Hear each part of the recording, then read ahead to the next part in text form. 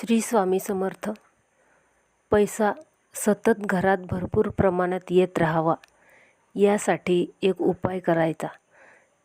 ईशान्य दिशेच्या कोपऱ्यामध्ये आपल्याला वाहत्या नदीचा फोटो किंवा समुद्राचा फोटो लावायचा आहे, किंवा फाउंटेन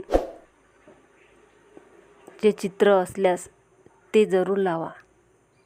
त्यामुळे वाहत्या प्रवाहाप्रमाणे घरात सतत पैसा येत राहील. श्री स्वामी समर्थ. जय जय स्वामी समर्थ.